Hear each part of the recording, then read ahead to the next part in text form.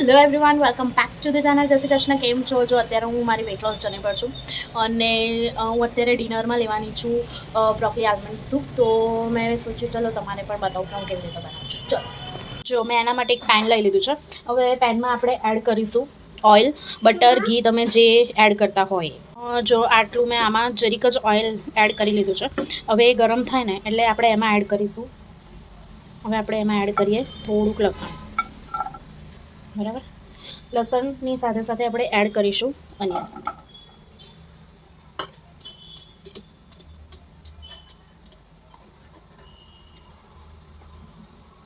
આ બંનેને પહેલાં આપણે થોડીક વાર સોટે કરવાનું છે. હવે આપણે એને સોટે કરી લઈએ.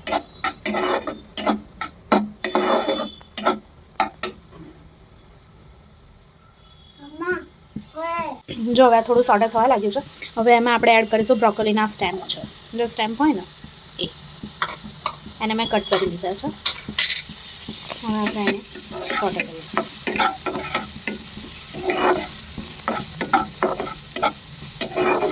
એકદમ જલ્દી ક્વિક બની જશે 10 મિનિટ. બરાબર, આ એડ કરી દીધું છે. હવે એની સાથે આપણે એડ કરીશું, મેં 5 આલમંડ્સ લીધા છે. આલમંડ્સ અને એની સાથે મેં બ્રોકોલી લીધું છે. બરાબર, આ એડ કરી લઈએ. હવે એટલે બધાને આપણે મિક્સ કરી લઈએ.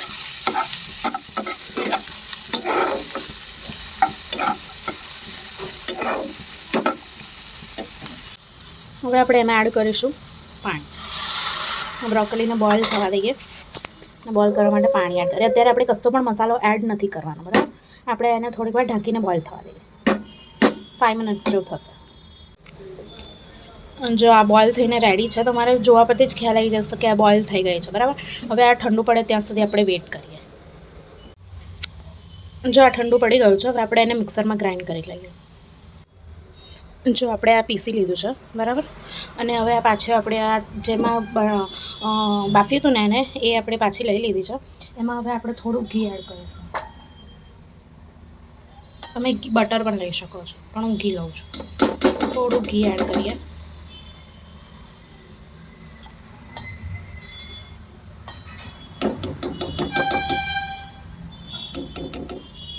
ઘીને ઓગળવા દઈએ. જો મેં ઘી ઓગળી ગયું છે. હવે એમાં આટલી નાની સ્પૂન જેટલો ઘઉંનો લોટ એડ કરવાનો છે. તમારે કોર્નફ્લોર એડ કરવો હોય તો તમે કોર્નફ્લોર પણ એડ કરી શકો છો. હવે આપણે એને શેકી લેવાનું છે. શેકી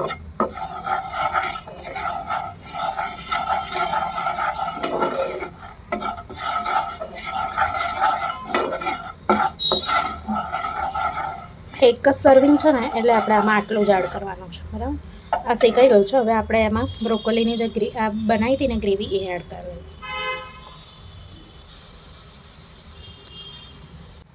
અને જે મિક્સરમાં વધેલું હતું ને એમાં મેં જરીક પાણી એડ કરી અને નાખી. બરાબર, હવે આપણે એને મિક્સ કરીએ.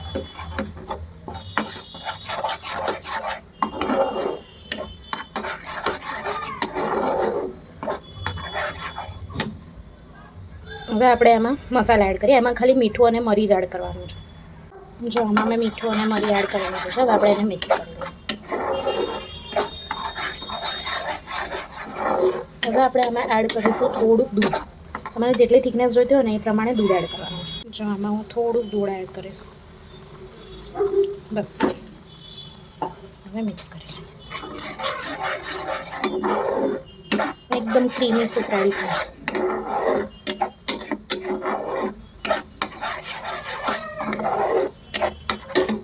હજી થોડુંક એડ કરી લઈએ.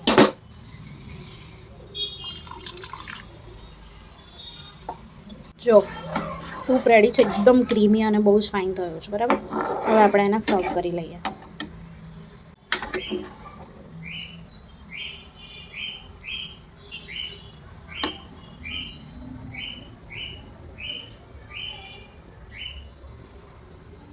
મેં આ સર્વ કરી લીધું છે. હવે એમાં હું ઉપરથી થોડુંક ક્રીમ એડ કરીશ.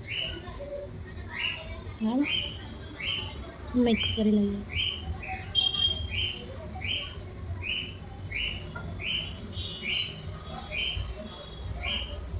સૂપ રેડી છે. બરાબર.